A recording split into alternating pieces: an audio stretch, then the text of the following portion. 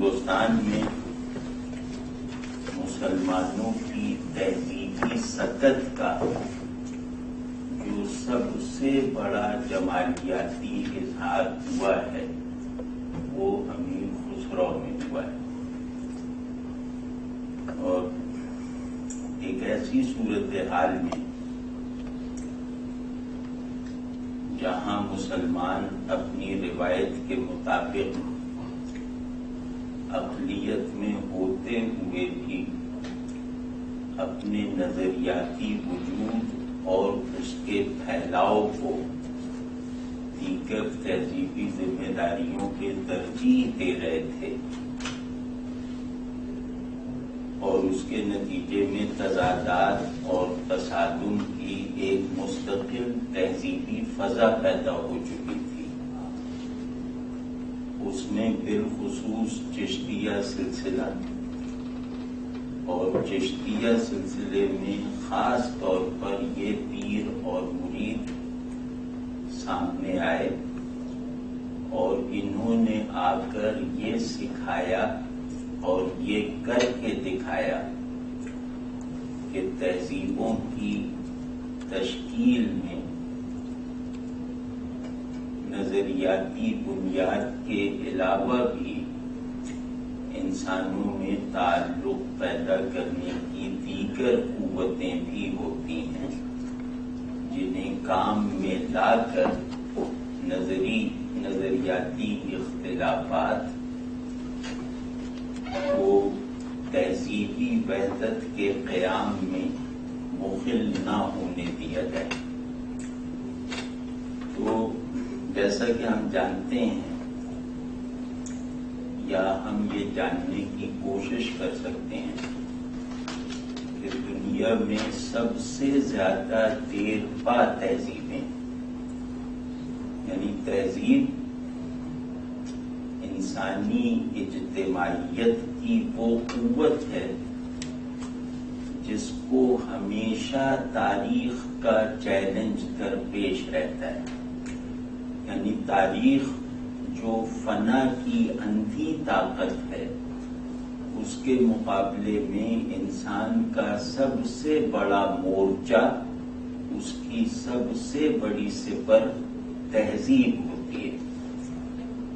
تو وہ تہذیبیں تاریخ کی یلغار کے آگے سروائیو کرنے میں زیادہ کامیاب ہوئیں جو کمپلیکس تھیں اور جن کے اجزاء، یعنی جن اجزاء سے وہ تہذیبیں بنی تھیں ان اجزاء میں کوئی کانفلکٹ بھی ضرور موجود تھا۔ تو ایسی تہذیبیں جو اپنے انر کانفلکٹس کو اوور کم کر کے ایک انسانی وحدت بننے میں کامیاب رہیں، یہی وہ تہذیبیں تھیں جو دیر پا ثابت ہوئیں، یعنی تاریخ کے چیلنجز کو مسلسل سروائیو کرنے کے عمل میں کامیاب رہیں۔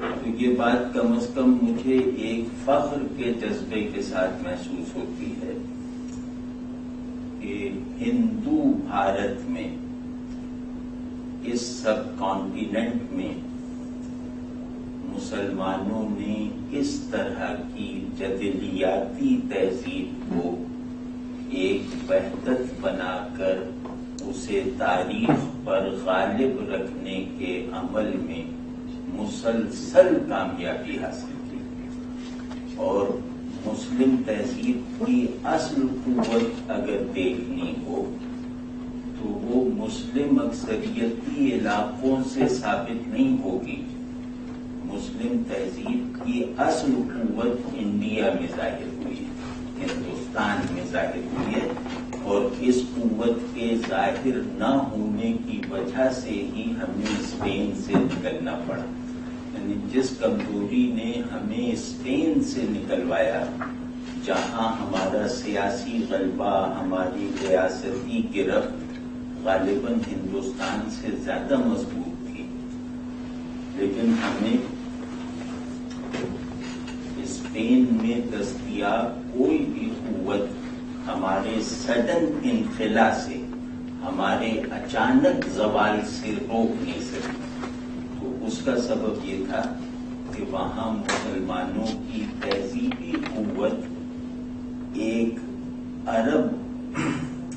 عربیت کے رنگ پر اصرار کرنے کی وجہ سے برسر عمل نہ آ سکی، اور مسلمان ایک قابل قبول فاتح اور حاکم ہونے کے باوجود اسپین کے لیے تہذیبی طور پر قابل قبول نہ ہو سکے.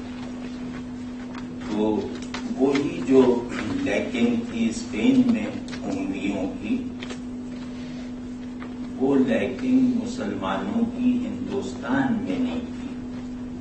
ہندوستان میں صاف طور پر لگتا ہے کہ مسلمان اپنے ریلیجس پرسپیکٹو سے بھی، اپنے ریاستی اسٹرکچر میں بھی، اپنے سیاسی ارادے کی سمت کے ساتھ بھی ایک مکمل تہذیبی وحدت کی تشکیل کے عمل میں مصروف رہے. یعنی ہماری دیگر تمام قوتیں ہمیں ایک تہذیبی کل بننے میں رکاوٹ نہیں بنی. تو یہ بات ہمارے لیے بہت لائق فخر ہے، اور یہی وہ تہذیبی قوت اور نفسیاتی وسعت ہے جو پاکستان بننے سے پہلے تک پوری طرح محفوظ رہا. لیکن یہ کہ یہاں آتے ہی سب سے زیادہ جو کمزوری جس قوت میں آئی ہے وہ اس قوت میں آئی ہے، کیونکہ اس معاشرے کے تضادات تہذیب کی تعمیر میں صرف ہونے کی صلاحیت نہیں رکھتے. یہ تضادات جو ہم آج فیس کر رہے ہیں اپنی سوسائٹی میں، یہ اس طرح کے ہیں جیسے میرا پیر آپ کے پیر سے مختلف ہے. ہم پہلے جن تضادات میں رہے ہیں وہ یہ تھے کہ میرا سر آپ کے سر سے مختلف ہے. یعنی انسان کے بالائی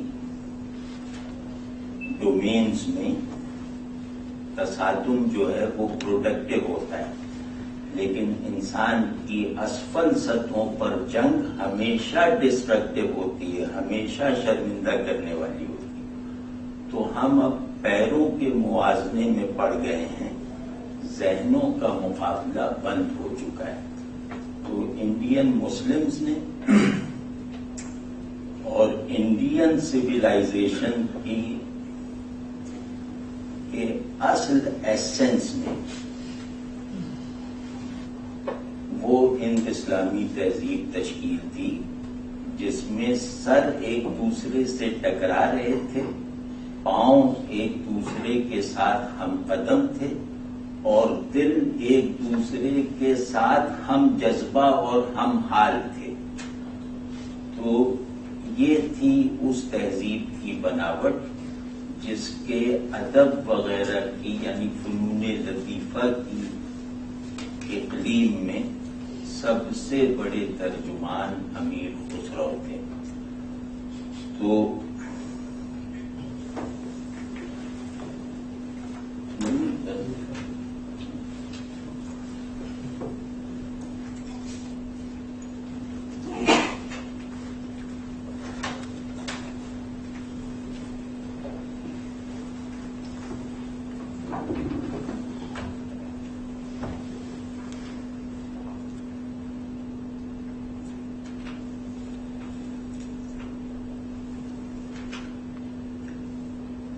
امیر خسرو کا کہ ظاہر بے شمار کارنامے ہیں. شبلی نے صحیح لکھا کہ ایسی جامع الصفات شخصیت مسلم انڈیا نے پیدا نہیں کی کہ انڈین سویلائزیشن کو اپنی خوبصورتی کے لیے جو سامان جو کٹ درکار تھی وہ امیر خسرو سے بڑھ کے کسی نے نہیں فراہم کی.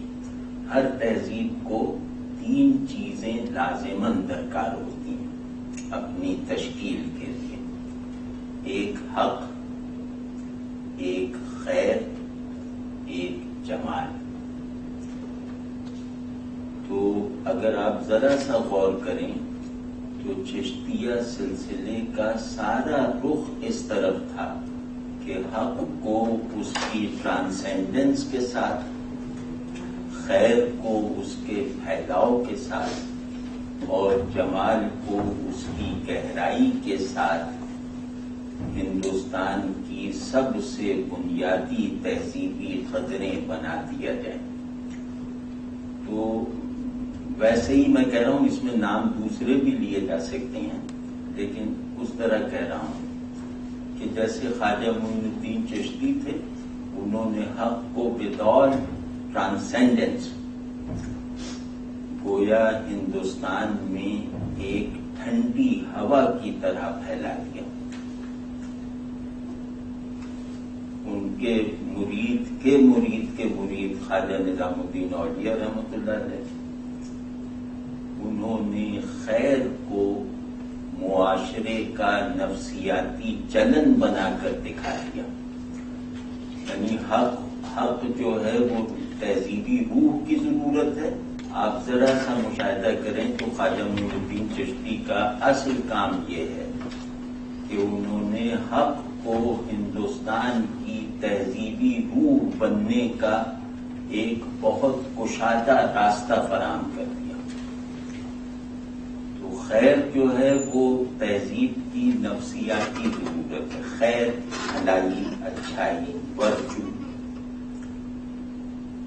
تو خواجہ نظام الدین اولیاء نے تہذیبی نفسیات کی اس ضرورت کو دلی سے راسکماری تک پورا کر کے دکھایا، اور میں یہ بتاؤں گا کہ وہ خیر کے کیا تصورات تھے، وہ امیر خسرو کے حوالے سے عرض کروں گا۔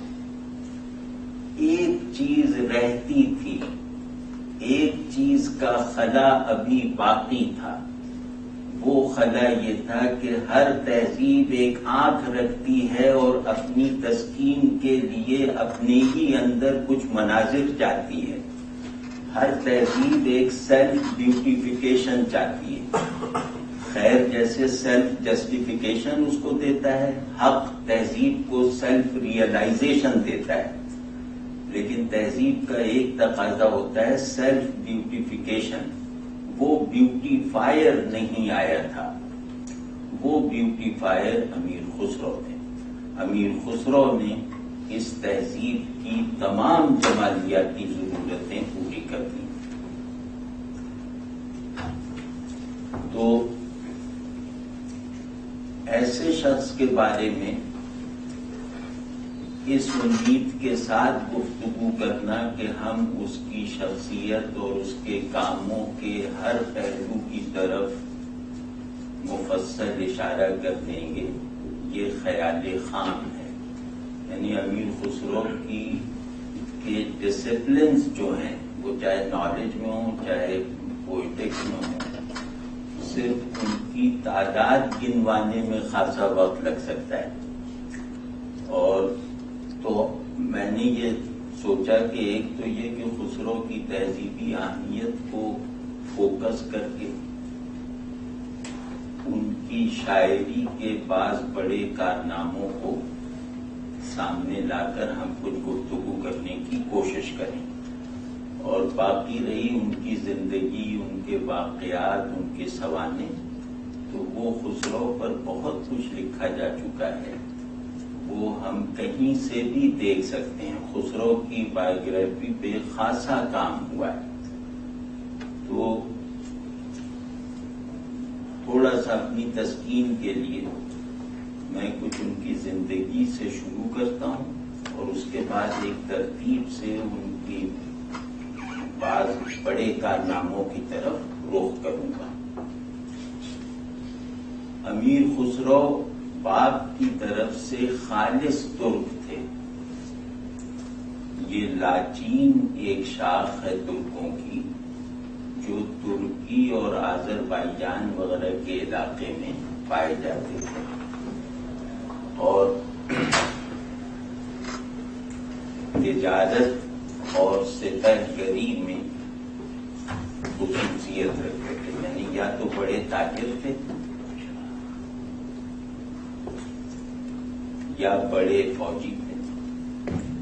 تو ان کے والد سیف الدین وہاں کسی مقامی راجا کے کماندار وغیرہ تھے. تو منگولوں یعنی تاتاریوں یا چنگیزوں کے حملوں سے بھاگ کر ہندوستان آ گئے تھے. ہندوستان آنے کے بعد انہوں نے تجارت اور فوجی ملازمت دونوں کو جاری رکھا، اور اس دوران میں ہندوستان کے ایک مقامی امیر کی بیٹی سے ان کی شادی ہو گئی. ایک مقامی ہندوستانی امیر کا مطلب یہ کہ جو دربار میں بادشاہ کے یہاں اچھی پوزیشن رکھتے تھے. ان کا لقب عماد الملک تھا، نام نامعلوم ہے. تو ان کی صاحبزادی سے شادی ہو گئی جو خالص ہندوستانی نسلی پس منظر کے تھے. تو اس شادی کے 6-8 برس بعد امیر خسرو پیدا ہوئے اپنے 3 بھائیوں میں دوسرے. ان کا نام یمین الدین، کنیت ابو الحسن رکھی گئی. تو یمین الدین ابو الحسن. خسرو اپنے نانا کے ہاں پیدا ہوئے جو پٹیالی قصبہ تھا جو مومن پورا بھی کہلاتا ہے. علی گڑھ کے قریب متھرا کی سڑک پر اب بھی واقع ہے، اور وہاں خسرو کے کچھ آثار محفوظ ہیں. لیکن 7 برس کی عمر میں اپنے نانا کے ساتھ یہ دلی آ گئے، اور پھر مرتے دم تک دلی میں رہے، اور دلی ہی کو اپنا وطن بنایا. اور اپنے قلم سے جب بھی اپنا نام لکھا تو خسرو دہلوی لکھا. تو یہ پس منظر بتانا شاید ایک لحاظ سے مفید ہو کہ ایک ترکی نسل شخص میں ہندوستانیت کا ایسا وفور کیسے پیدا ہوا.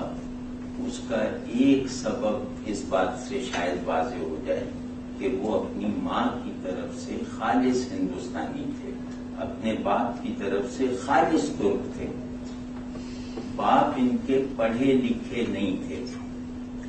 تو جب ان کی تعلیم ان کے نانا نے شروع کروائی تو ان کو شروع ہی سے شاعری کا شوق لگ گیا، اور یہ پہلے تو بندی کرتے رہے، ادھر ادھر کے شعر کہتے رہے. اس کے بعد بعض بڑے استادوں کی توجہ سے انہوں نے شاعری کا فن سیکھا، اور اس کے بعد جو شاعری میں کمالات دکھائے وہ ابھی ہم بعد میں عرض کریں گے. تو امیر خسرو نے اپنے نانا کے زیر اثر خاص طور پر دربار داری کو اپنا کیریئر بنایا، اور پہلے مقامی راجاؤں، امیروں، وزیروں وغیرہ کی ملازمتیں اختیار کی. اس کے بعد ان کی شاعرانہ صلاحیت جب ابھر کے سامنے آئی لوگوں کے، تو بطور شاعر اپنی مقبولیت کی وجہ سے یہ دربار دہلی سے متعلق ہوئے، اور بالکل جوانی میں یعنی جوان تھے تو بادشاہ کے دربار میں انہیں ملازمت مل گئی، لائبریرین کی یا لائبریرین سے ملتی جلتی کوئی ملازمت. تو دربار داری کی جو شدید ترین مشغولیتیں اور مصروفیتیں ہوتی ہیں وہ خسرو نے نبھائیں، اور آخری دم تک نبھائیں. یعنی خسرو کا جب انتقال ہوا ہے تو وہ محمد تغلق کا مرثیہ لکھ کر تازہ تازہ فارغ ہوئے تھے. اس کے ساتھ جس طرف میں لے جانا چاہ رہا ہوں، یہ باتیں ظاہر سب کے علم میں،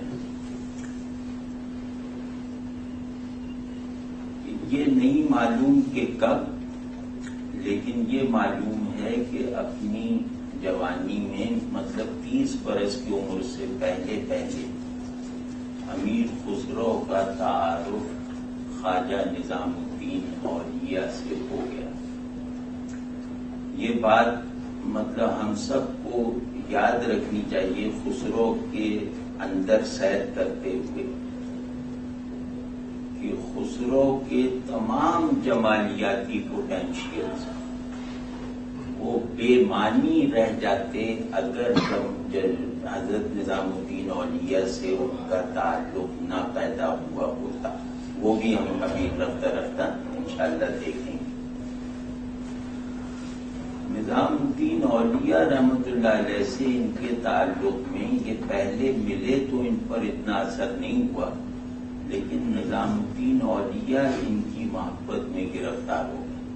نظام الدین اولیاء کو سب جانتے ہیں، ان کا لقب سلطان جی ہے، محبوب الہی ہے.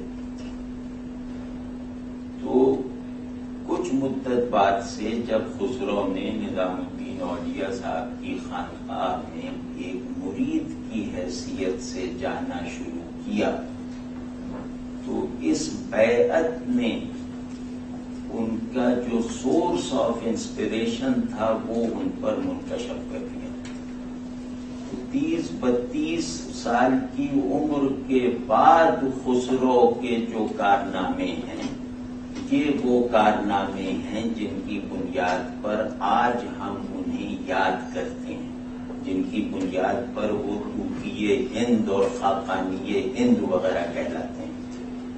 تو ہم اس خسرو کی بات زیادہ کریں گے جو نظام الدین اولیاء سے ملاقات کے بعد بنے تھے.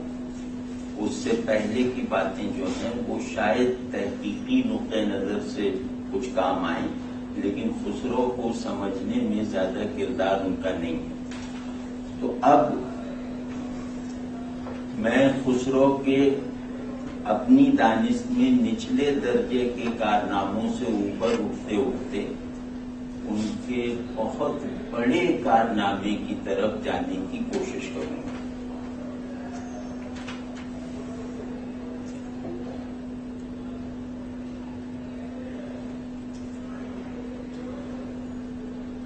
خسرو نے غالباً اپنے پیش نظر ایک مقصد کو بنا لیا تھا کہ وہ ہندوستانی تہذیب کی عوامی اور عامیانہ سطحوں تک اتر کر اس کی بیوٹیفیکیشن کا کام کریں گے. خسرو کی شاعری کی جو ترتیب ہے اس میں انہوں نے سب سے پہلے پہیلیاں، دوہے اور اس طرح کی چیزیں کہیں، مہمہ اور مختلف علاقائی بولیوں کو فارسی لہجے سے جوڑنے کی کوشش کی. یہ وہ عمل تھا جو خسرو کو ہندوستانی مسلم تہذیب کے سب سے بڑے نمائندے بنانے میں بنیاد کا کام رکھتا ہے. اس کو میں چاہتا ہوں کہ تھوڑا سا تفصیل سے عرض کروں کہ ہر تہذیب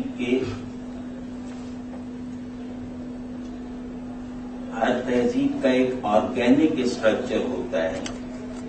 اس کے کچھ میکینکس ایسے ہوتے ہیں جو اس تہذیب کی نچلی سطحوں پر کار فرما رہتے ہیں اور ان نچلی سطحوں سے اوپر اٹھ نہیں پاتے.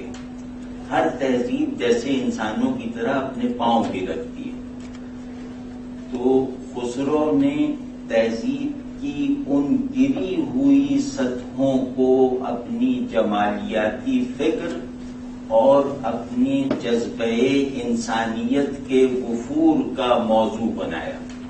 یعنی انہوں نے یہ چاہا کہ میں اس تہذیب کی نچلی سطحوں کو اس تہذیب کی آئیڈیل سطحوں سے ایک زندہ ربط دے کر دکھا دی.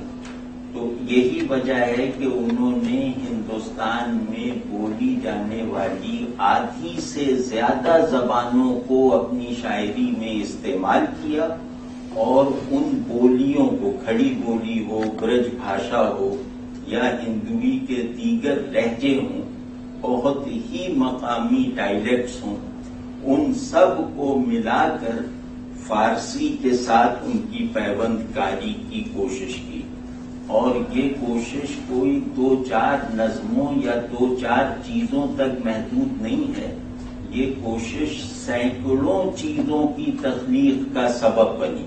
تو اس میں میری سمجھ میں یہ آتا ہے کہ ان کے پیش نظر عین یہی بات تھی کہ وہ ہندوستانی تہذیب میں طبقہ بندی کی جو ایک مسلسل روایت چلی آ رہی تھی، اس روایت پر چھائے ہوئے دھوئیں کو ہٹا دیں اور تہذیب کو سر سے پاؤں تک ایک ہی روشنی سے روشن اور ایک ہی حسن سے خوبصورت بنا کر دکھا دیں۔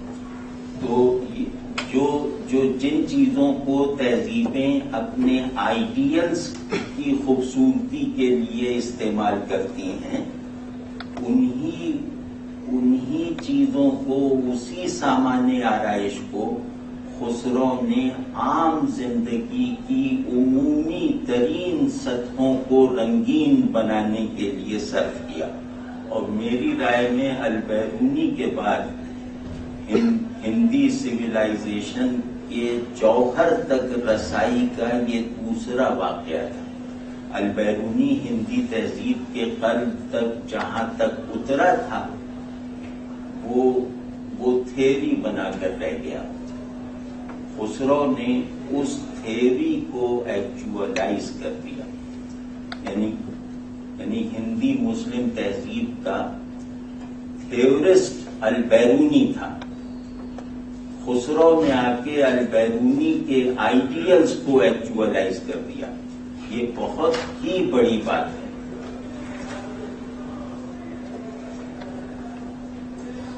یعنی اگر مجھے اپنے چھوٹے بچوں کو سکھانا ہو یا خسرو کا یہ کارنامہ بتانا ہو تو میں ان سے شاید یہ کہنے کی کوشش کروں گا کہ خسرو ایسے آدمی تھے جنہوں نے تہذیب کے بدن کے تمام اعضاء میں ایک ہی خون دوڑا کے دکھا دیا۔ یہ بہت بڑی بات ہوتی ہے، اور کسی بھی تہذیب پر جو سب سے بڑا احسان ہو سکتا ہے وہ یہی ہے کہ آپ اس تہذیب کو ایک ہی اصول زندگی سے زندہ کر کے دکھا دیں، ایک ہی میک اپ کٹ سے حسین بنا کے دکھا دیں، ایک ہی جذبہ خیر سے متحرک کر کے دکھا دیں، اور ان کے درمیان جو قوت تعلق، جو نظام تعلق ہو، اس کو اوپر سے لے کر نیچے تک پوری زندگی اور پوری معنویت کے ساتھ عمل میں لا کے دکھا دیں۔ تو جیسے کہ ہم جانتے ہیں کہ ہندی تہذیب کا مزاج یہ تھا کہ یہ تہذیب دائروں کی تہذیب تھی۔ یہ تہذیب ایک دوسرے کے ساتھ مل جانے والی، جل کر جانے والی طبقوں کی تہذیب نہیں تھی، یہ تہذیب مستقل دائروں کی تہذیب تھی۔ خسرو ایسے آدمیوں نے ان دائروں کی ایک دوسرے کے ساتھ دوری کو ختم کر کے ان کے اندر کوئی نظریاتی نہیں، کوئی رومانوی نہیں، کوئی آئیڈیلسٹک نہیں، بلکہ ایک آرگینک یونٹی پیدا کر کے دکھا دی۔ تو اب میں نہیں سمجھ سکتا کہ انسانوں کے اندر اس سے بڑے کارنامے انجام دینے کی قوتیں ودیت کی گئی ہیں جیسے کہ خسرو نے انجام دیا، کہ انہوں نے ایک کثرت مزاج تہذیب میں ایک آرگینک وحدت اور یونٹی پیدا کر کے دکھا دی، اور اس یونٹی کو انہوں نے طرح طرح سے جو ہے وہ بنانے کی کوششیں کی اور کامیاب کوششیں کی۔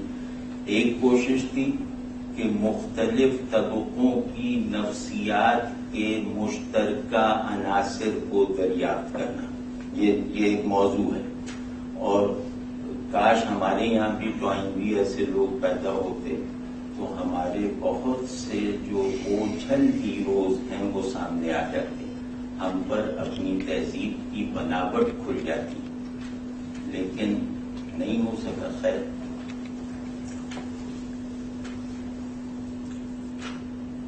یہ جو بات میں عرض کر رہا ہوں کہ تہذیبی نفسیات کو اس کے طبقاتی فرق کے باوجود یکساں کر دینا، یہ ایک پیغمبرانہ کام ہے۔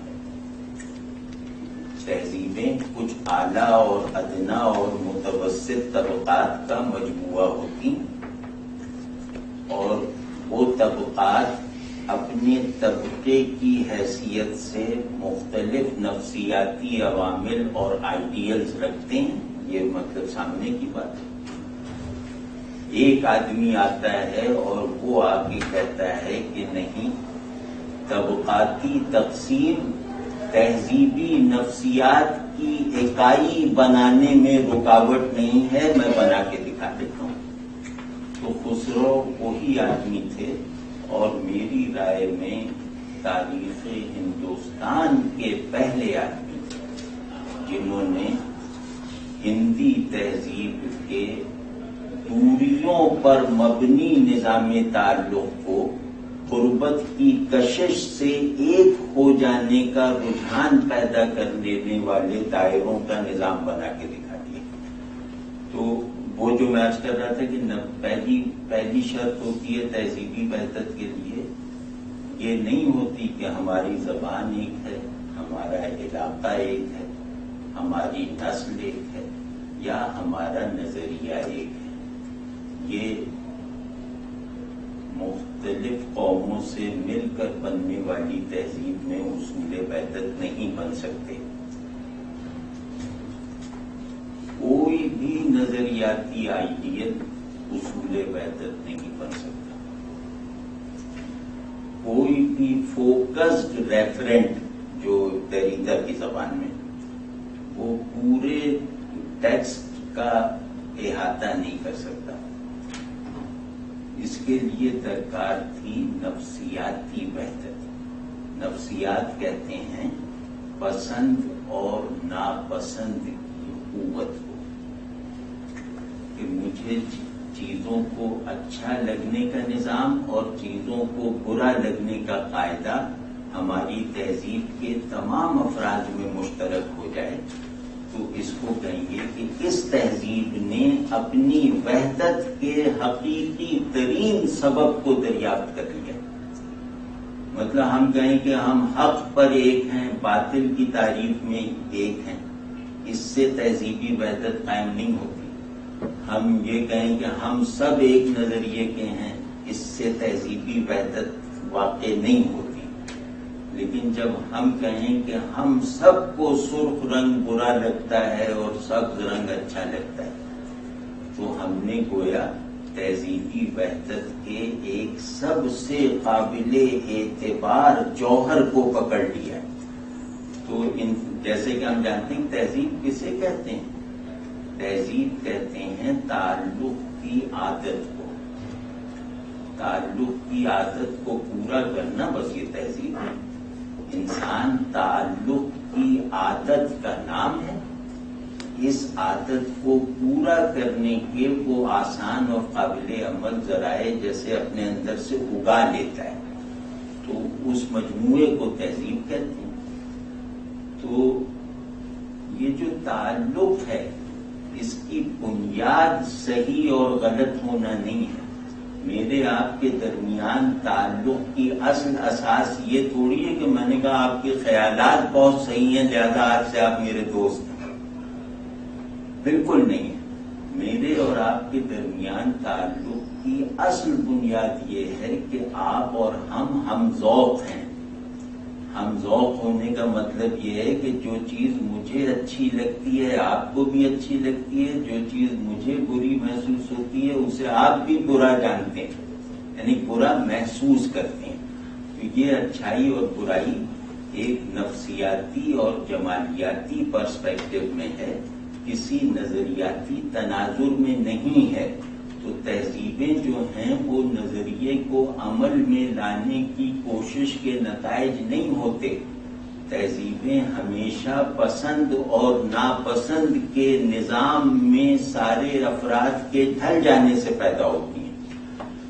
تو امیر خسرو نے اس انتہائی باریک نقطے کو پکڑ کر اس کے لیے ایک فلفلنگ ڈسکورس پیدا کر کے دکھا دیا. میں سمجھتا ہوں کہ یہی چیز انہیں شیکسپیئر ایسے، ہومر ایسے لوگوں کے برابر لا سکتی. میں شیکسپیئر اور ہومر وغیرہ کو خسرو سے بہت بڑا شاعر سمجھتا ہوں، لیکن خسرو کی اہمیت کو ہومر سے کم نہیں سمجھتا. یعنی ہومر گریک سویلائزیشن کے لیے جو حیثیت رکھتا ہے، امیر خسرو اس سے بڑی تہذیب کے لیے وہی حیثیت رکھتے ہیں. ہندی تہذیب یونانی تہذیب سے بڑی تہذیب تھی. یونانی تہذیب کو ہیلینزم کھا گیا تھا اور ہومر اسے بچا نہیں سکا، لیکن ہندی تہذیب نے اپنی تہذیبی شناخت کو ہر زاویے سے محفوظ رکھا، اور اس حفاظت کے عمل میں خسرو اس کی بہت بڑی قوت تھے. تو خیر، تو میں یہ دکھانا چاہ رہا تھا کہ تہذیب کو عمل میں لانے کے لیے جس نفسیاتی یکسانی یا وحدت کی ضرورت ہوتی ہے، وہ امیر خسرو نے کس طرح فراہم کی. وہ دو بڑے تھیمز ہیں ان کے. یعنی خسرو کو جس نے سرسری بھی پڑھا ہو، وہ ان دو تھیمز سے مانوس ہوگا یا ان کا علم رکھتا ہوگا.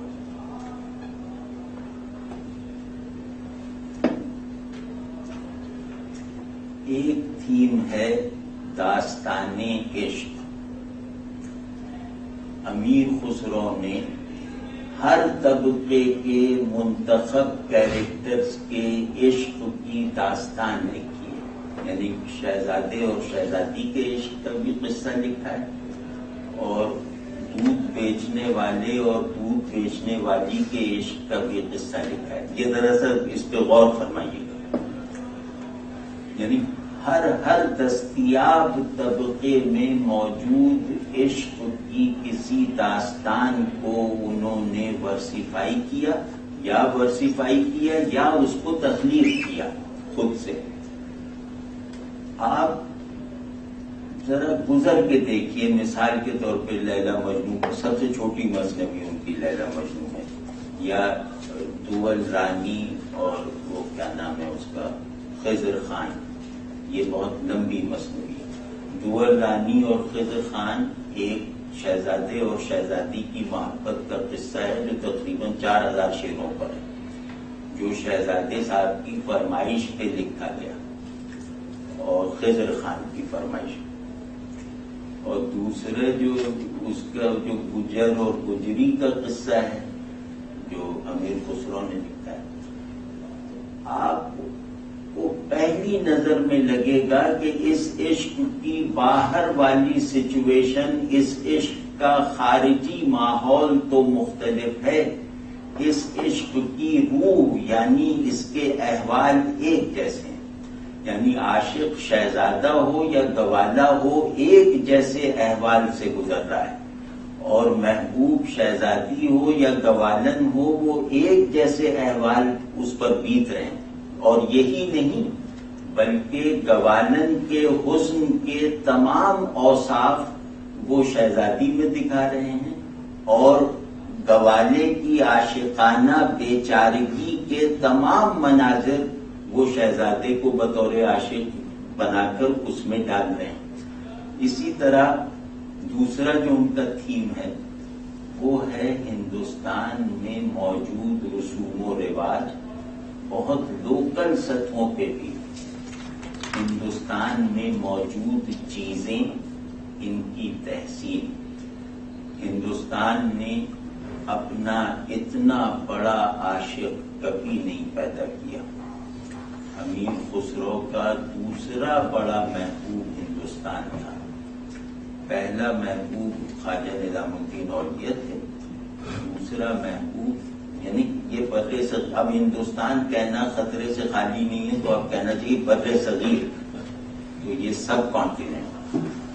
تو آپ ذرا غور کیجئے کہ پوری فارسی روایت میں کہیں بھی معمولی چیزوں پر نظمیں کہنے کا کوئی نمونہ نہیں ملتا. یعنی فارسی روایت میں قصائد یا مدح یا نظموں کی جو بھرمار ہے اس میں کہیں بھی موضوعاتی نظمیں اس طرح کی نہیں ملیں گی کہ کاغذ کی تعریف میں نظم، کشتی کی تعریف میں نظم، میز کی تعریف کے نظم، اس طرح کی نہیں. اس کے بانی امیر خسرو کہ نیچر کے چھوٹے چھوٹے عمومی آبجیکٹس کو انہوں نے بہت ہائی اسکیل پہ بیوٹیفائی کیا اور ان معمولی آبجیکٹس کو سویلائزیشنل سمبل بننے کی قوت فراہم کی. یار یہ کوئی معمولی بات ہے؟ تو اس کو خیر میں بھی تھوڑا سا کھولوں گا. تو یہ جو دو تھیم تھے نا کہ انڈین میکرو کازم، ان کا میکرو کازم انڈین تھا، ان کا مائکرو کازم انڈین تھا. داستان عشق پڑھیں تو وہ انڈین مائکرو کازم کی تشکیل کر رہے ہیں جس میں تمام طبقات کو ایک جیسا کردار دے رہے ہیں. اور جہاں وہ ہندوستان کی چیزوں کی مداحی کرتے ہیں کہ مطلب یہ کہ یہاں کے لوگوں کو، یہاں کی خواتین کا رنگ کالا ہے، تو ترک کو دیکھیے وہ کالے رنگ اور سفید فامی میں ایک مناظرہ کروا کے سفید فام ہونے کو لائق شرم بنا رہا ہے. تو مطلب وہ کیا کر رہا ہے؟ وہ صرف اتنا کام اس لیے نہیں کیا جا رہا کہ برابر میں بیٹھے ہوئے گھنشیام داس کو خوش کر دیا جائے. یہ کام اس لیے نہیں ہو رہا تھا. یہ کام کسی طبقے کو اپنے سے خوش کرنے کے لیے نہیں کیا جا رہا تھا. یہ کام تہذیب کو اس کے زندہ جمالیاتی اسٹرکچرز فراہم کرنے کے لیے کیا جا رہا تھا. وہ تہذیبیں جو جمالیاتی وحدت میں سے محروم رہ جائیں ان کو وحدت کا کوئی بھی تصور ایک نہیں کر سکتا. یہ سارا کام کس لیے تھا کہ مائکرو کازمک لیول پر بھی وہ جمالیاتی وحدت حاصل ہو جائے، یعنی انسان خود جمالیاتی وفور سے بننے والا وجود بن جائے، اور مائکرو کازمک اسکیل پر بھی وہ جمالیاتی وحدت حاصل ہو جائے. دوسرا اسی چیز کا دوسرا پہلو ہے وہ لسانیاتی ہے. جیسا کہ ہم جانتے ہیں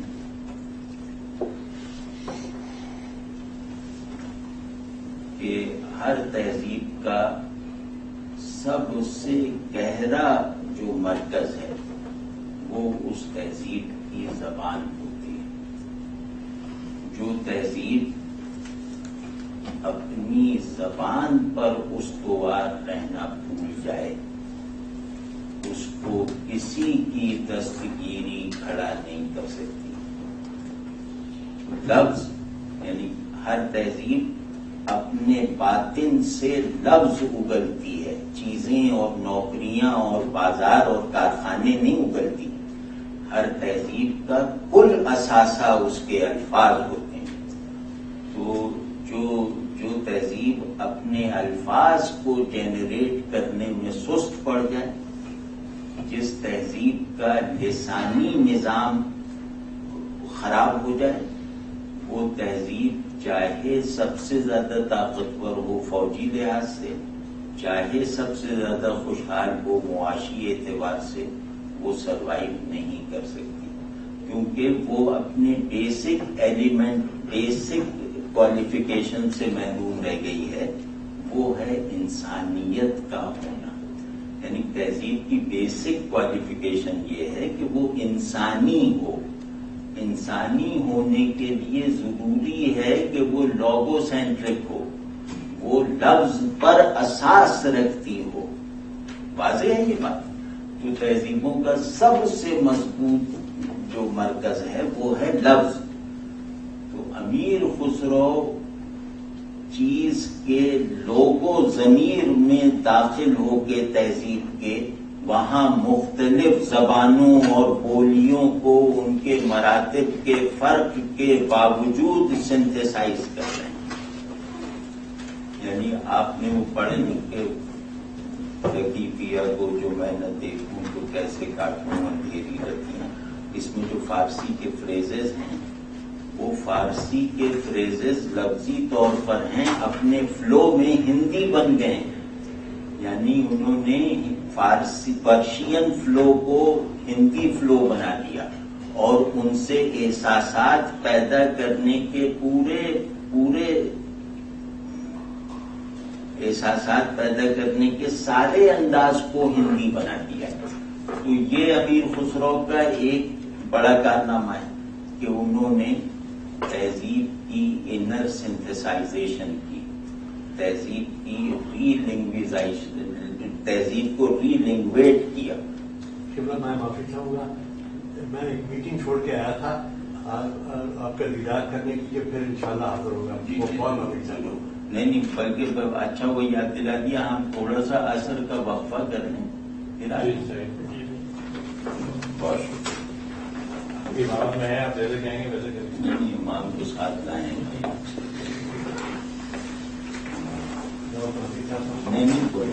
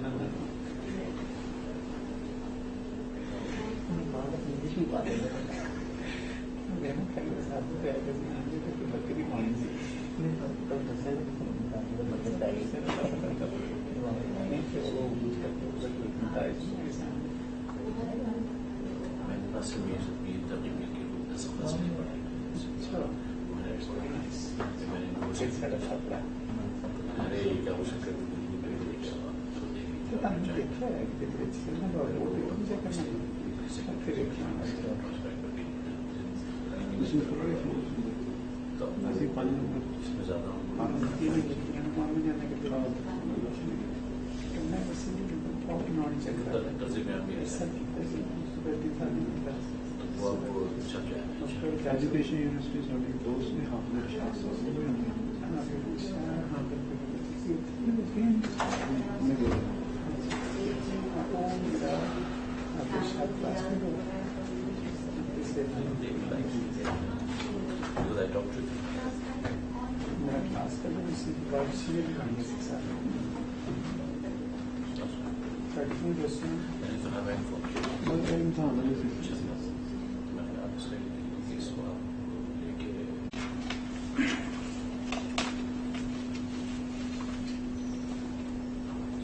امیر خسرو کو دیکھ کر ایک ضرورت کا بہت احساس ہوتا ہے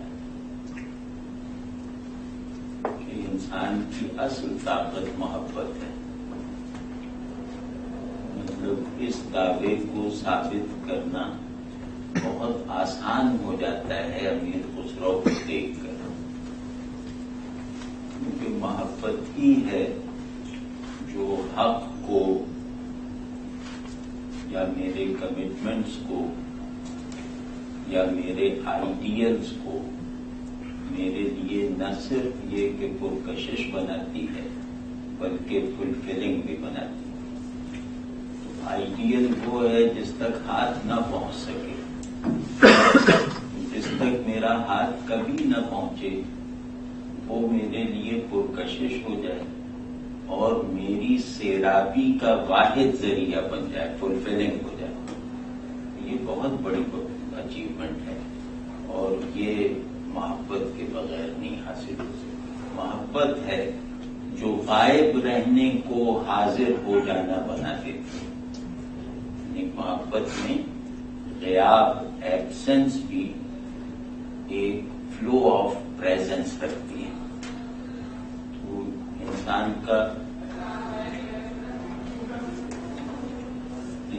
کے لیے سب سے بڑی نعمت، انسان کے لیے سب سے بڑی قوت یہی تو ہو. اس کے علاوہ کیا ہو سکتی ہے کہ غیب اس کے لیے پرکشش ہو جائے، غیب اس کے لیے فلفلنگ ہو جائے. اور یہ محبت ہے جو مجھے اس قابل بناتی ہے. تو امیر خسرو کی محبت کا ایک آدھ میں ویسے ہی کہہ رہا ہوں تاکہ وہ سلسلہ دوبارہ جڑ جائے. ان کو اپنے بھائی سے محبت، اپنے باپ سے محبت، اپنی ماں سے محبت، اپنے دوستوں سے، اپنے پیر سے، اپنے ملک سے. مطلب یہ جس چیز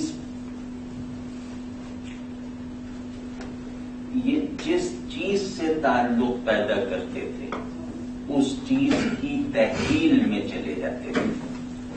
محبت نام ہے دل بدستے دگرے دادنو حیران بودن. تو اس میں یہ صاف لگتا ہے کہ یہ ایک ایکٹ آف امپرسنلائزیشن تھا جو ان کی سب سے بڑی قوت تھا. یہ اپنے آپ سے جست کرنے کے لیے ہر موقع پہ تیار رہتے تھے. ان کا پورا نظام حیات اور اسلوب زندگی ایسا تھا کہ ان کا ہر قدم اپنے آپ سے باہر نکل کے پورا ہوتا تھا. یہ ہے محبت.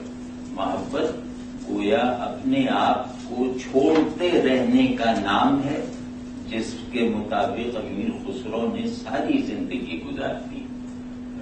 امیر آدمی تھے، خوشحال آدمی تھے. اور ایک اگر اجازت ہو تو ایک ایسی واقعہ تاکہ لوگ اب اگلی بات بڑی مشکل ہے اس کی وہ فضا بن جائے. تو ایک صاحب تھے، وہ کچھ اپنی بیٹیوں کی شادی سے فکر مند تھے کہ پیسہ ویسا نہیں ہے. حضرت نظام الدین اولیاء جو تھے وہ سخاوت میں تو ضرب المثل تھے. مطلب ان کے یہاں تو بہت زیادہ ان کے پاس تو کچھ تھا ہی نہیں. 2 جوڑے کپڑے تھے، 7-8 فٹ کا ایک کمرہ تھا جس میں ساری عمر گزاری اور سب کچھ لٹا دیتے. ان کے پاس وہ آدمی رات کو پہنچا، کہنے جناب میرے پاس تو بڑا مسئلہ ہے. تو انہوں نے کہا بھائی میرے پاس تو پیسہ ویسا کچھ ہوتا نہیں، میں نے تو جوانی کے بعد سے پیسے کو ہاتھ نہیں لگایا، تو اب میں کیا کروں، کل شام کو آ جانا. اس نے کہا جناب مجھے فلاں قصبے میں پہنچنا ہے اور کل صبح پہنچنا ہے وہاں. کہنے بھائی اب میں کیا کر سکتا ہوں، تم ایسا کرو میری یہ کھڑامیں لے جاؤ، وہ جو لکڑی کے چپلیں ایسی ہوتی ہیں کھڑام. وہ ادب میں لے تو لی لیکن وہ بس چلا گیا. تو جس سرائے میں ٹھہرا کہ صبح میں وہاں سے بگی پکڑوں یا سواری پکڑوں، اس سرائے میں امیر خسرو دکن سے سامان تجارت لے کر آ رہے تھے. تو انہوں نے ان کو دیکھا کہ یہ غیر ہندوستانی ہے، کپڑے وپڑے بھی بہت اچھے پہنے ہیں، ملازم بھی ہیں. انہوں نے کہا ان سے ذرا کوشش کر لینی چاہیے. اس نے جا کے اپنا بتایا اور کہا جناب میں تو حضرت نظام الدین کے پاس بھی گیا، انہوں نے اپنی کھڑامیں تھما دی. اب بتائیے یہ کوئی مدد کرنے کا طریقہ ہے؟ کہنے تمہیں اپنی کھڑامیں دی؟ کہنا ہاں. کہنے لاؤ. تو وہ لایا تو یہ پہچانتے تھے. تو انہوں نے کہا کہ یہ سب کچھ تم میرے پاس اس وقت جو کچھ ہے اس کے بدلے میں دو گے. یہ 2 کھڑامیں مطلب اپنی مالا، ہار، پیسہ، سامان سب اسے دے دیے. وہ کہا بتے ٹھیک ہے تم جاؤ. تو جب اپنے شیخ کی خدمت میں حاضر ہوئے تو وہ کھڑامیں اپنے سینے سے باندھ رکھی تھی اندر کی طرف. تو انہوں نے بہت ہنستے ہوئے ان سے کہا کہ خسرو بہت سستا سودا کیا.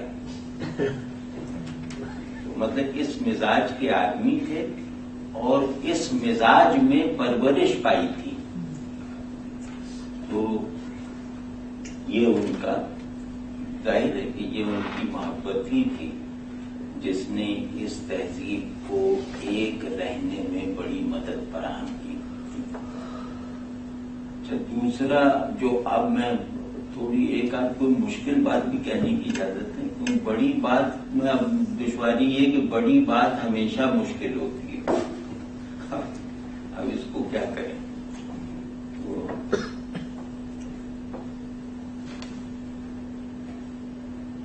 آسان بات سے ذہن کی کوئی ضرورت پوری نہیں ہوتی نا، تو بڑی بات ہمیشہ ذہن کی کسی بڑی ضرورت کو پورا کرتی ہے، اس لیے مشکل ہوتی ہے۔ تو امیر خسرو کے بارے میں جن باتوں پہ سب کا اتفاق تھا وہ تو میں نے عرض کر دی، اور ایک آدھ نقطہ یہ نکالنے کی کوشش کی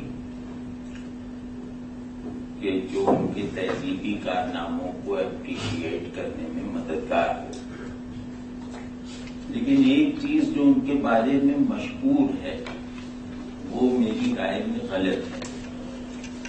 وہ شاید یہ ہے کہ وہ خود کوئی صوفی تھے یا ان کی شاعری صوفیانہ شاعری ہے۔ یہ بات بالکل غلط ہے، نہ وہ خود صوفی تھے نہ ان کی شاعری صوفیانہ ہے، بلکہ اس کی تائید میں وہ خود ان کا جو سب سے اچھا دیوان ہے غرۃ الکمال، اس کا مقدمہ یا دیباچہ انہوں نے خود لکھا ہے، اور وہ دیباچہ شاعری کے فن کو سمجھنے میں بہت ہی بڑی رہنمائی فراہم کرتا ہے۔ جس کو بھی ملے وہ پڑھے ضرور، اس کا اردو میں بھی ترجمہ ہو چکا ہے، انگریزی میں بھی ہو چکا ہے، تو جس کو ملے وہ پڑھے ضرور۔ وہ ہماری پوئٹکس کا خلاصہ ہے۔ بہرحال اس میں انہوں نے لکھا کہ میں شاعری میں بڑے شاعر کی ایک پہچان یہ ہے کہ اس کا کلام واعظانہ اور صوفیانہ نہ ہو بلکہ شاعرانہ ہو۔ تو میں بڑے شاعر کی اس پہچان پہ، اس معیار پہ پورا اترتا ہوں۔ میرا کلام نہ واعظانہ ہے نہ صوفیانہ ہے، یہ شاعرانہ ہے۔ تو یہ وہ خود، اور وہ کوئی پریکٹسنگ صوفی نہیں تھے، ان کی تصوف میں کوئی کنٹریبیوشن نہیں ہے، تو وہ صوفی نہیں تھے، صوفی کے محبوب تھے، اور وہ صوفی اعظم کے دوست تھے، بس یہ تھا۔ لیکن یہ کہ خود صوفی نہیں تھے، اور ان کی شاعری کو سمجھنے کا کوئی بھی صوفیانہ انداز پہلے ہی قدم پر ناکام ہو جاتا ہے۔ ایک تو یہ بات میں کہنا چاہتا ہوں، تو جیسے مثال کے طور پہ کچھ تصوف کے مضامین انہوں نے باندھے ہیں جو تمام شاعروں نے باندھے، لیکن وہی یہ بتا دیتے ہیں کہ یہ پریکٹسنگ صوفی کا شعر نہیں ہے، یہ بس تصوف جتنا شاعری میں آ گیا ہے اس کا بیان ہے۔ مثال طور پر یہ قیمت خود ہر دو عالم گفتئی، کہ تو نے اپنی قیمت دونوں عالم کو ٹھہرایا ہے، یعنی تو نے اپنی قیمت جو مانگی ہے وہ یہ کہ دونوں عالم دو تو مجھے حاصل کرو، یعنی دنیا اور آخرت دونوں تو پھر میں تمہیں حاصل ہوں گا۔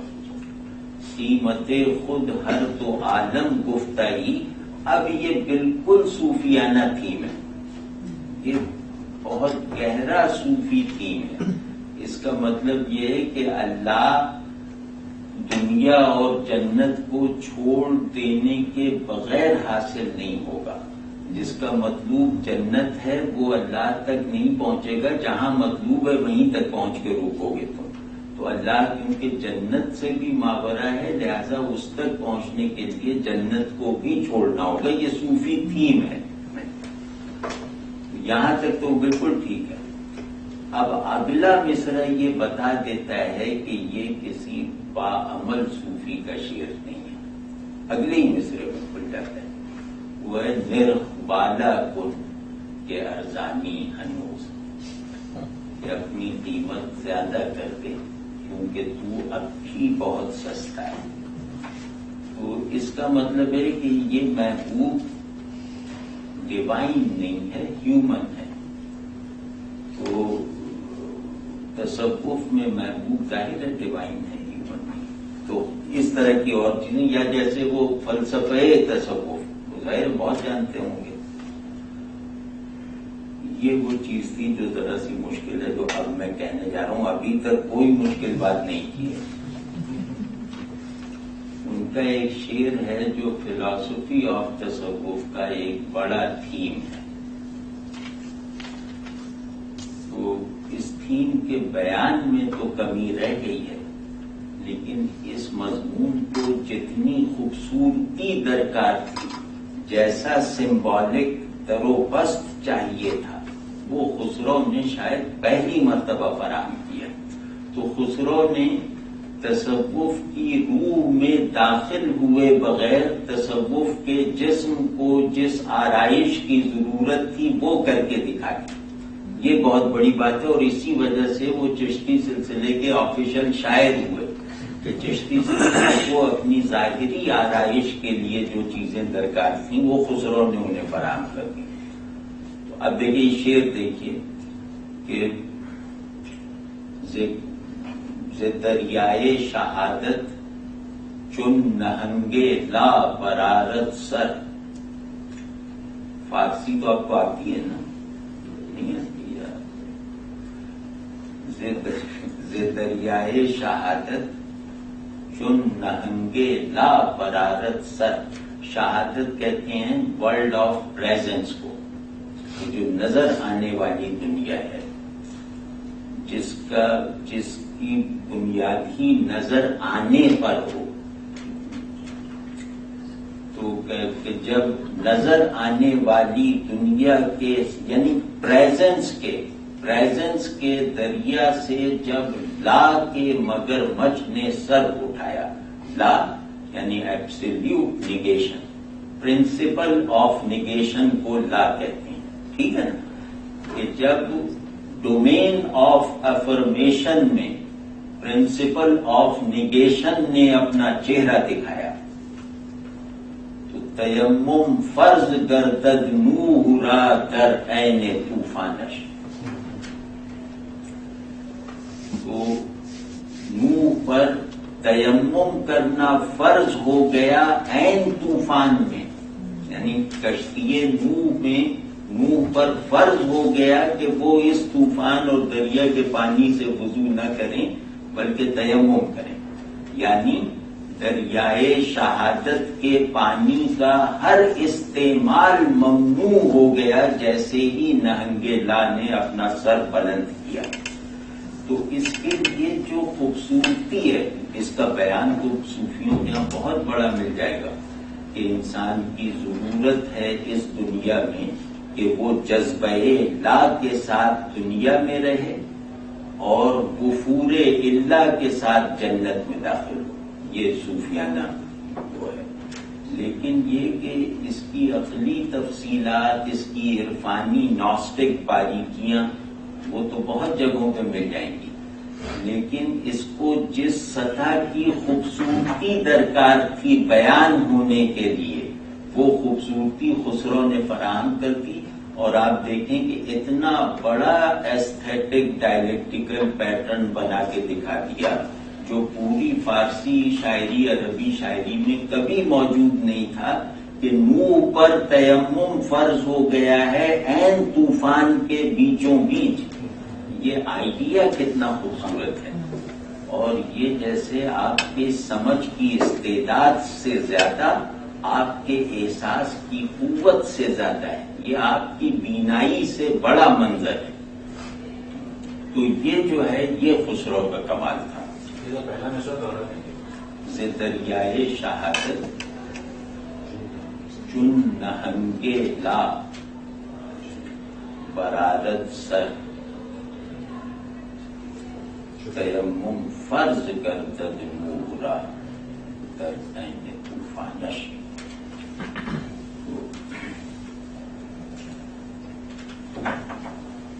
موسیقی کے بارے میں امیر خسرو سے جو چیزیں منسوخ کی جاتی ہیں ان کی حقیقت کم ہے. مثلا یہ ٹھیک ہے کہ انہوں نے طبلہ ایجاد کیا، یہ ٹھیک ہے کہ انہوں نے ستار میں 2 گھنٹیاں بڑھائیں، یہ ٹھیک ہے کہ انہوں نے دھرپد کے مقابلے میں کچھ ایرانی رنگ ڈال کر پہلے سے موجود ایک چیز کو خیال کا عنوان دے دیا.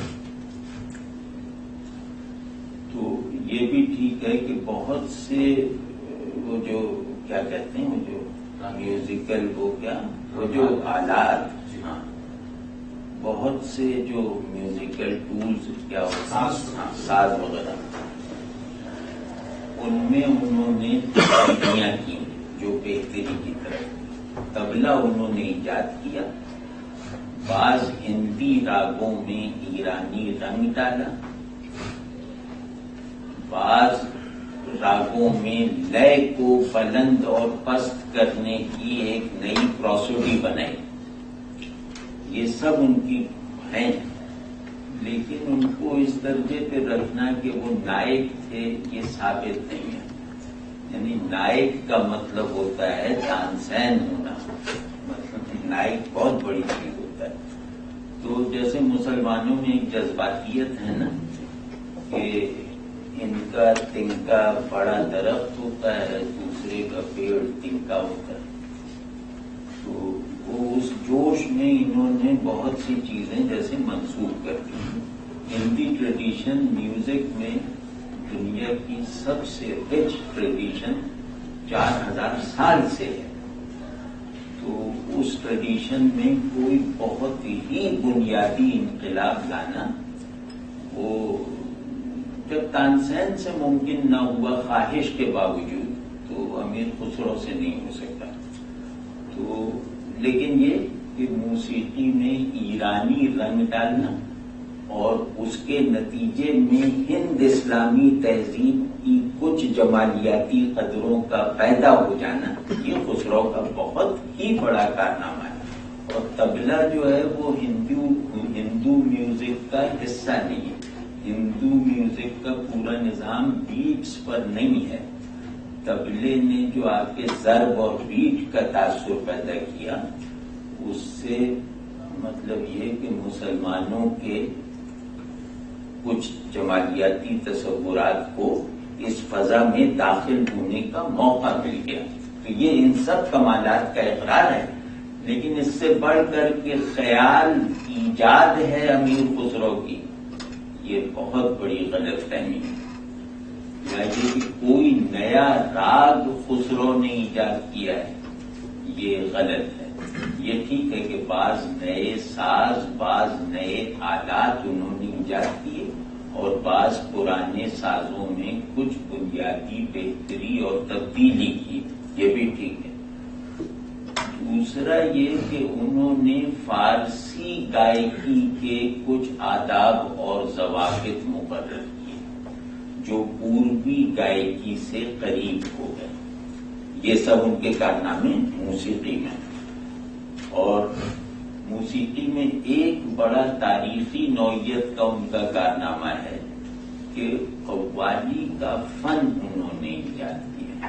یہ جو قوالی ہم دیکھتے ہیں وہ کہ یہ ان کی روایت نہیں ہے، لیکن قوالی کی روایت اپنے ضابطوں کے ساتھ خسرو کی ایجاد ہے. اور قوالی ایجاد ہی انہوں نے اپنے شیخ کی خوشنودی کے لیے کی اور ایسی ایجاد کر دی کہ بس یہ سارا تصوف قوالی بن کے رہ گیا. یعنی خسرو کا اثر آپ دیکھیے کہ ایک زمانے تک سارا تصوفی قوالی بن گیا تھا. اور یہ تو نصیر الدین محمود روشن چراغ دہلی رحمۃ اللہ علیہ کو جب انہوں نے جانشینی دی نظام الدین اولیاء رحمۃ اللہ علیہ نے، تو انہوں نے آتے ہی کہا کہ امیر خسرو خانقاہ میں نہیں آئیں گے، قوالوں کو اور قوالی کے آلات کو اٹھا کے باہر پھینکو. تو امیر خسرو کے روشن چراغ دہلی نے خانقاہ میں آنے پر پابندی لگا دی تھی اور ایک عجیب فقرہ کہا تھا کہ تم وہ ہو جس نے ہمارے شیخ کو خراب کیا. یہ نہیں آ سکے تھے اور انہوں نے سارے ساز باز اٹھا کے پھینکوا دیے. اور یہ نصیر الدین روشن چراغ دہلی رحمۃ اللہ علیہ وہ صاحب ہیں کہ جب یہ تھے اور ان کے حضرت صاحب قوالی سنتے تھے تو یہ دریا کے کنارے اپنے حضرت صاحب کے کپڑے دھونے چلے جاتے تھے. یہ کبھی قوالی میں نہیں بیٹھے اپنے شیخ کے ساتھ. تو کسی نے کہا کہ بھئی آپ کے شیخ قوالی سن رہے ہیں، آپ یہاں گھوم رہے ہیں. تو کہنے لگے بھئی وہ قوالی کو تو میں جائز نہیں سمجھتا. تو کہنے آپ کیا بات کر رہے ہیں، آپ کے شیخ سنتے ہیں؟ تو کہیں وہ سنتے ہوں گے، اس میں تو مجھے بتاؤ کہ رسول اللہ صلی اللہ علیہ وسلم نے سنی یا نہیں. مطلب اس طرح کے مزاج کے تھے. تو انہوں نے آگے بہرحال یہ سب ختم کیا. سلسلہ تھا یا نقشبندی تھا؟ نہیں، چشتی نقشبندی تو اس وقت وجود میں نہیں آتے. تو چشتی جو ذرا اس طرح کے نا قوالی سے محبت کرنے والے وہ کہتے ہیں کہ ایک مولانا صاحب 44 سال تک ہم پر حاکم رہے. لیکن سارا چشتیہ سلسلہ پھیلا روشن چراغ دہلی سے سارا. خیر وہ موضوع نہیں. تو یہ ہے ان کا اور ان کا رنگ، جو رنگ انہوں نے بنایا ہے جس کا ایک مصرع لافانی ہے. یعنی بزرگوں کی منقبت میں اتنا بڑا مصرع مولانا روم کے دیوان شمس کے علاوہ کہیں نہیں ملے گا. اور وہ ہے نظام الدین اولیاء جگ اجیارو. یہ اتنا بڑا مصرع ہے کہ اس میں جیسے لگتا ہے کہ محبت کی سب ضرورتیں پوری ہو گئیں، تعظیم کی سب حاجتیں پوری ہو گئیں، تعلق کی ہر پیاس بجھ گئی. نظام الدین اولیاء جگ اجیارو. تو یہ سب ہے. باقی یہ کہ ان کی شاعری جو ہے یہ سب کی صورت کے لیے جب اجیاروں کا مطلب بتا دیجیے. دنیا کو روشن کر دو. نظام الدین اولیاء دنیا کو روشن کر دو. تو شاعری میں قصیدے انہوں نے لکھے اپنی نوکری کے تقاضے کی وجہ سے. مثنویاں بھی لکھی، وہ کمیشنڈ مثنویاں زیادہ ہیں. لیکن یہ کہ ان میں رانی دول اور خضر خان کا قصہ بہت پوئٹک ہے. ہشت بہشت بہت زبردست ہے. نوح سے پہر کا مطلب ہے 9 آسمان. اس میں انہوں نے 9 آسمان ہندوستان کے 9 ریجنز کو بتایا ہے اور اس کی چیزوں کی تعریف یہ بہت اہم مثنوی ہے. ہشت بہشت بہت اہم ہے. لیکن خسرو کی شاعری میں ایک مسئلہ ہے کہ خسرو کے یہاں اوریجنیلٹی کم ہے. خسرو کے یہاں تقلیدی روش بہت ہی زیادہ ہے، یعنی غیر متوازن حد تک زیادہ ہے. خسرو کی تمام مثنویاں نظامی کی تقلید میں لکھی گئی ہیں. نظامی جو فردوسی کے بعد مثنوی میں فارسی کے سب سے بڑے شاعر ہیں، تو ان کا خمسہ بہت مشہور تھا، 5 مثنویوں کا سیٹ. تو انہوں نے بھی اس کے جواب میں پنج گنج لکھی جو 5 مثنویوں کا سیٹ. لیکن نظامی اور ان کا ظاہر ہے کوئی مقابلہ نہیں. شبلی نے ایک واقعہ لکھ کے بڑا اچھا تبصرہ کیا ہے. تو وہ یہ کہ جب یہ پیدا ہو گئے تو ان کے والد ان کو کسی مجذوب کے پاس لے گئے. تو مجذوب نے ان کو گود میں لے کے کہا کہ یہ وہ شخص ہے جو یہ کرے گا، بڑا عظیم ہے اور یہ خاقانی کو پیچھے چھوڑ دے گا شاعری. اب خاقانی کو پیچھے چھوڑنے کا مطلب یہ ہے کہ آپ یہ خیال باندھ لیں کہ کوئی شخص جبریل کو پرواز میں پیچھے چھوڑ سکتا ہے. خاقانی اس طرح کا نام ہے. تو وہ خاقانی کو پیچھے چھوڑ دے گا. تو شبلی نے اچھا تبصرہ کیا. کوئی مجذوب صاحب کی روحانی صلاحیتیں تو ظاہر بہت ہوں گی، لیکن لگتا ہے وہ شاعری کو نہیں سمجھتے تھے. اور کہاں خاقانی کہاں خسرو، مطلب کوئی موازنہ ہی نہیں. لیکن یہ کہ امیر خسرو نے بہت زیادہ مشق کی ہے بڑے شاعروں کے رنگ سے اپنا رنگ ملانے کی. تو ان کی غزلوں میں جیسے سعدی کی تقلید بہت واضح ہے، مثنویوں میں نظامی کا رنگ بہت واضح ہے، قصیدوں میں کمال اسماعیل تھے ایک صاحب، ان کا رنگ بہت زیادہ ظاہر ہے. لیکن اس کے باوجود کہ انہوں نے اپنا رنگ خود کہتے ہیں، وہ رت الکمال کا دیباچہ پڑھیے گا، اس میں یہ کہتے ہیں کہ استاد یعنی شاعر، بڑا شاعر، استاد ہونے کے لیے 4 شرطیں پوری کرنا ضروری ہے. یہ امیر خسرو کو کوٹ کر رہا ہوں میں. پہلی شرط یہ ہے کہ اس کا اپنا اسٹائل ہو، یعنی کسی خاص اسلوب کا بانی ہو. کہا یہ میں نہیں ہوں امیر خسرو. دوسرا یہ کہ اس کے کلام میں زبان و بیان کی غلطی نہ ہو. کہا یہ بھی میں نہیں ہوں، میرے کلام میں روانی تو ہے لیکن زبان و بیان کی غلطیاں پائی جاتی ہیں. تیسرا یہ کہ اس کا طرز کلام شاعرانہ ہو، صوفیانہ اور واعظانہ نہ ہو. تو امیر فرماتے ہیں کہ یہ چیز مجھ میں پائی جاتی ہے. اور چوتھی شرط یہ ہے کہ وہ چوری نہ کرتا ہو مضامین. کہتے ہیں اللہ کا شکر ہے کہ میں بھی چور نہیں ہوں، میں نے بھی چوری نہیں کی، تقلید کی ہے، چوری نہیں کی. تو استادی کی 2 نشانیاں مجھ پہ پائی جاتی ہیں اور 2 نشانیاں مجھ میں نہیں پائی جاتی. لیکن امیر خسرو کے کلام کا سب سے جو بنیادی وصف ہے وہ اس کی روانی اور اس کا لیریسزم ہے، جو ان کی موسیقی دانی سے پیدا ہوتا ہے. اتنا زیادہ بڑا لیرک لکھنا امیر خسرو کے بعد ہندوستان کے کسی بھی شاعر کے حصے میں نہیں آیا. تو میں چاہ رہا ہوں گفتگو کے آخر میں ان کے کچھ شعر جو شبلی نے منتخب کیے ہیں ان میں ہی سے کچھ شعر آپ کو سنا دوں، تھوڑا کر اجازت سنا دوں شعر سے.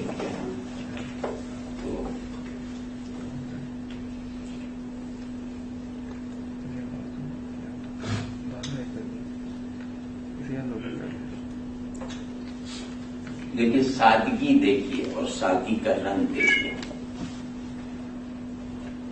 شاعری میں سادگی کا مطلب یہ ہے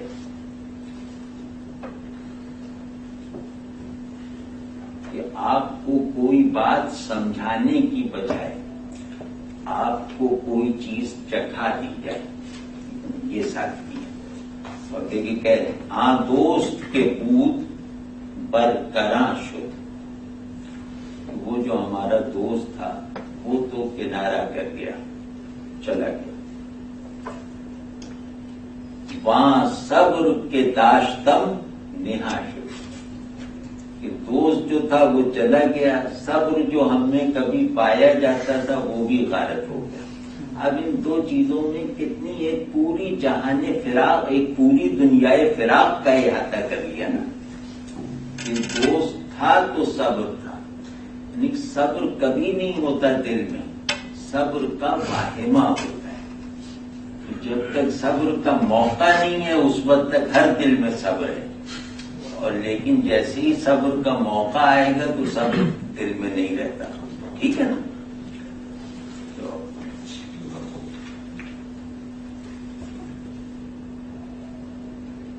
کیا کہنے، زانوش خسرو بزیر سر نیافت.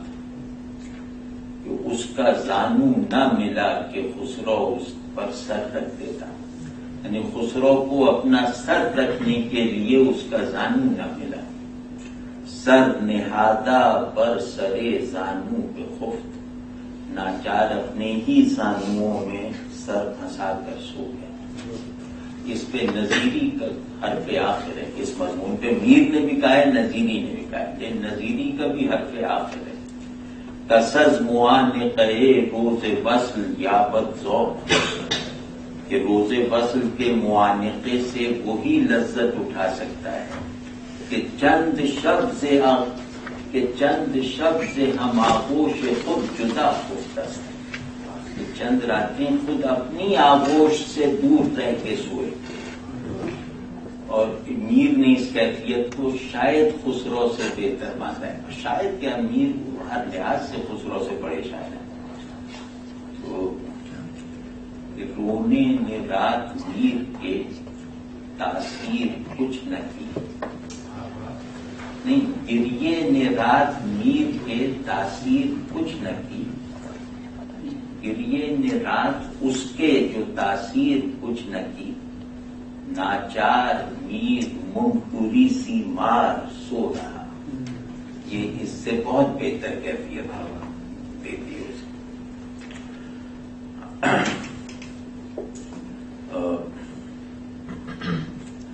گفتی اندر خواب، گفتی اندر خواب، کہہ کہہ روح خود بن مایمت. اس نے کہا، محبوب نے کہا کہ میں کبھی کبھی خواب میں تمہیں اپنا چہرہ دکھا دیا کروں گا، اتنا زیادہ بھی نہ گھبراؤ. اب یہ کیا کہہ رہے ہیں کہ ان سخن بیگانہ را گو کاشنا را خواب نیست. کہ یہ سخن کسی غیر سے کہو، جو تمہیں جانتا ہے اسے کبھی نیند آ سکتی ہے. اب اس کو دیکھیے غالب نے کیا بنایا، اس کے برابر کا کہتے ہیں کہ وہ آپ کے خواب میں تسکین اضطراب تو دے، ولے مجھے تپش دل مجال خواب تو دے. کیا کیا غمزے تو بر دلے سلطان زنت. کہ تیرا غمزہ یعنی تیرا وہ جو دوستی، مطلب تیرے حسن کا بہت جارحانہ انداز. غمزہ کہتے ہیں حسن کے ایگریشن. تو غمزے تو بر دلے سلطان زنت، تیرا غمزہ بادشاہ کے دل پہ حملہ کر دیتا ہے. پر نہ رنجی پر دلے درویش ہم، اور اگر تو برا نہ مانے تو اس درویش کے دل پر بھی حملہ کر دیتا. کتنا خوبصورت ہے کہ مطلب وہ اس بات پہ برا نہ مانے کہ یہ اتنا گھٹیا آدمی خود کو میرا ہدف بنا رہا ہے. یعنی میں چنگیز سے شاہدرہ فتح کرنے کی فرمائش کروں تو وہ برا مان جائے گا. اس طرح کا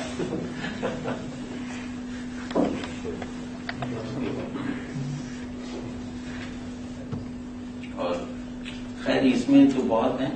ویسے میں کچھ شعر سناتا ہوں آپ کو. جان سے تن بردیو در جانی ہنوز. ذرا اس کا دیکھے تو اس میں کہ تو نے ہماری جان جسم سے نکال دی، تو جسم سے ہماری جان لے گیا.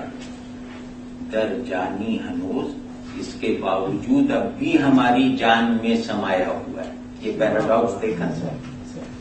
جہاں سے تن بردیو در جانی ہنوز، درد ہا دادیو درمانی ہنوز. تجھ سے ہمیں درد کے علاوہ، رنج کے علاوہ کچھ نہیں ملا ہے، لیکن اس کے باوجود ہمارا واحد درمان تو ہی ہے. ٹھیک ہے نا، کہ اے ہمیشہ درد دینے والے، میرے ہر درد کا علاج تو ہی ہے. تو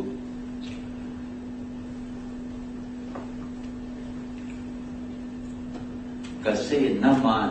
اب آپ اس پورے پولیٹک پرسپیکٹو کو سمجھیں، کتنے بھولے، کتنے سادے اور چالاکی کے بغیر کتنے بڑے ذہن تھے. یعنی اب جدید ذہن نے ترقی چالاکی میں کی ہے اور کسی چیز میں نہیں. تو وہ دیکھیے کیسے بھولے تھے. یعنی اب سقراط سے بڑا ذہن کوئی کہاں سے لائے گا. اس کو آخر تک وہ اس بات پہ لڑتا رہا کہ خواتین کے دانت 28 ہوتے ہیں. وہ کہتا تھا عورتوں کے دانت 28 ہیں، مردوں کے 32 ہیں. تو بلڈیورا نے اس کا مذاق اڑایا کہ سوکریٹیز اگر مسز سوکریٹیز کے منہ کھول کے دانت گن لیتا تو یہ مسئلہ حل ہو جاتا.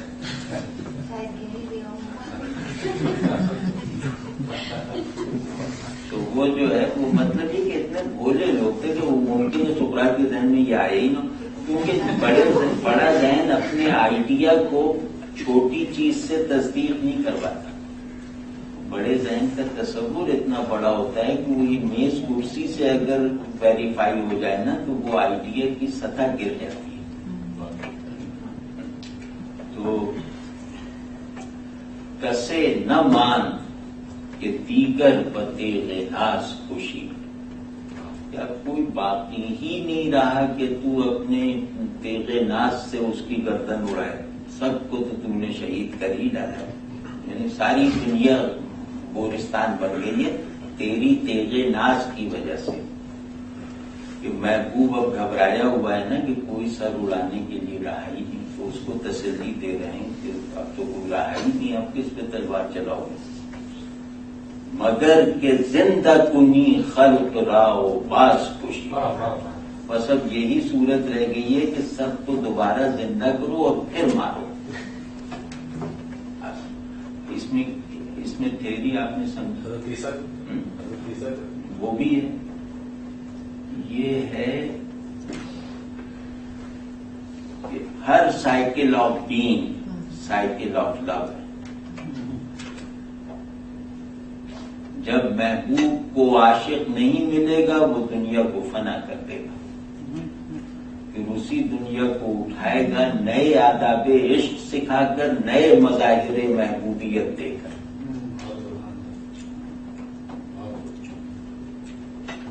تو میرا خیال اتنی بات ہو گئی. آپ کچھ تھوڑا سا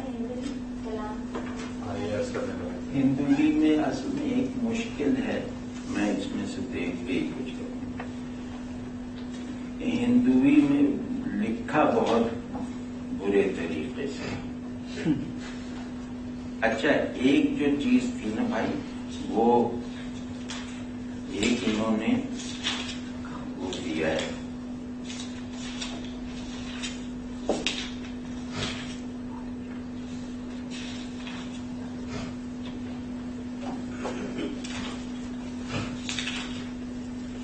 امیر خسرو جو ہیں بتاتا ہوں.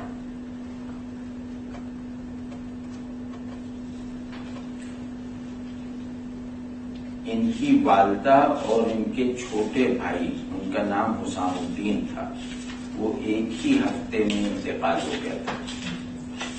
تو ایک مسلوی میں اس مصیبت اور سانحے اور صدمے کا حال لکھا ہے کچھ شعروں میں، وہ ذرا دیکھیے. امسال دو نور از اخترم رفت، اس سال میرے ستارے سے دو روشنیاں چھن گئیں. ہم مادرو ہم برادرم رفت، ماں بھی چلی گئی اور بھائی بھی. یک ہفتہ ز بخت خفتہ من، ایک ہی ہفتے میں میری سوئی ہوئی قسمت سے گم شد دو مہے دو ہفتے من، کہ میرے 2 چودھویں کے چاند ایک ہی ہفتے میں گم ہو گئے.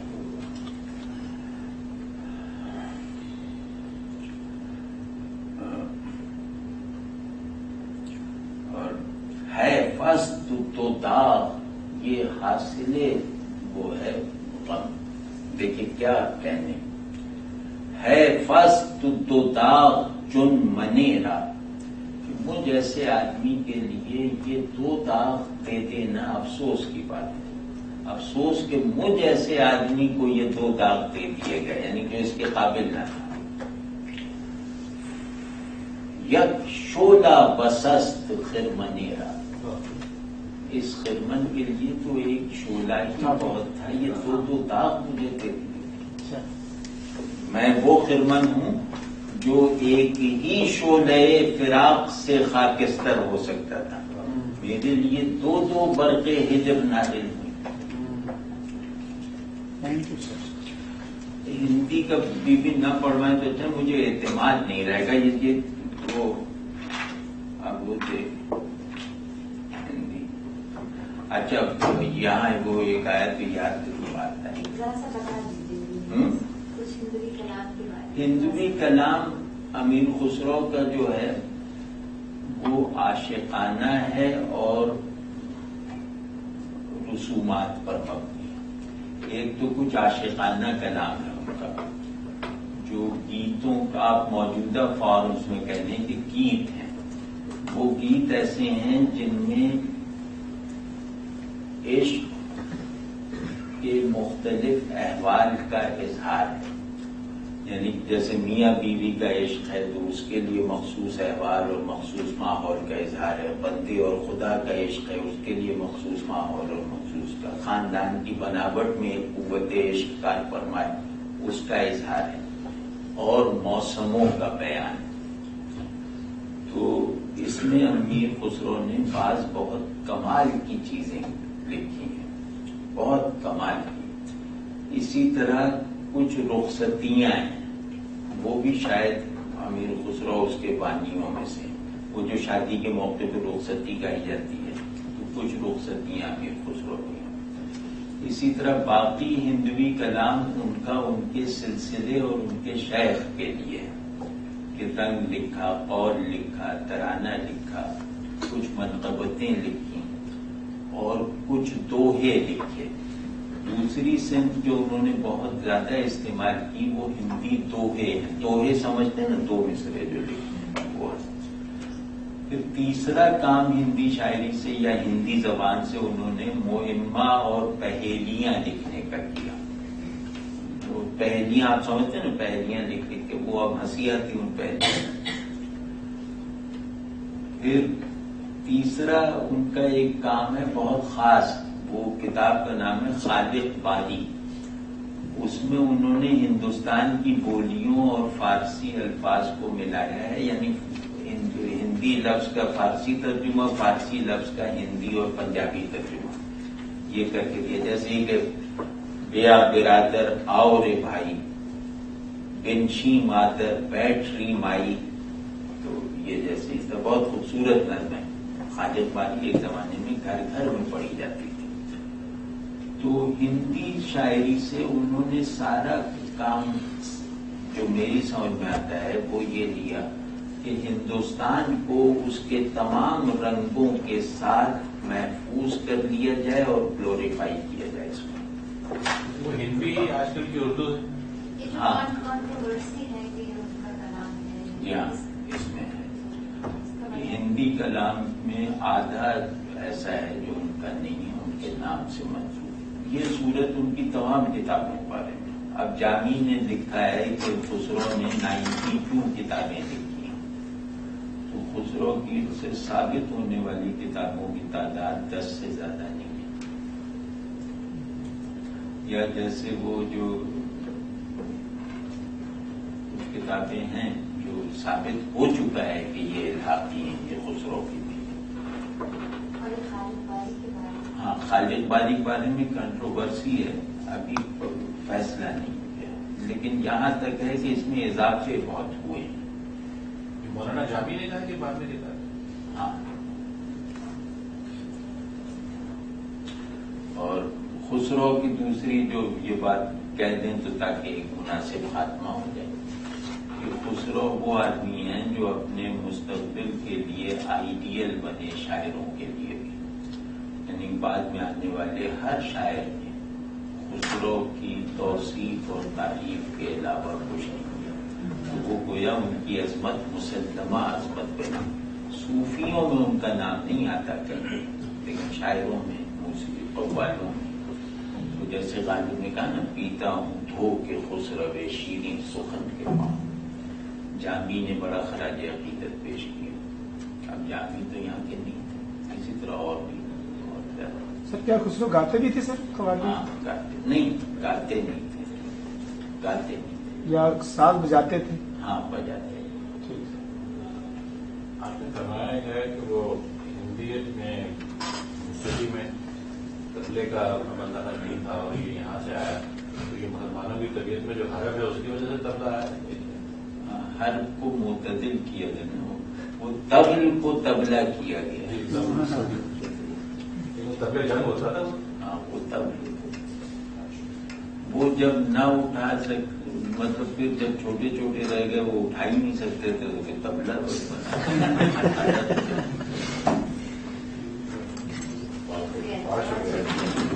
بنا.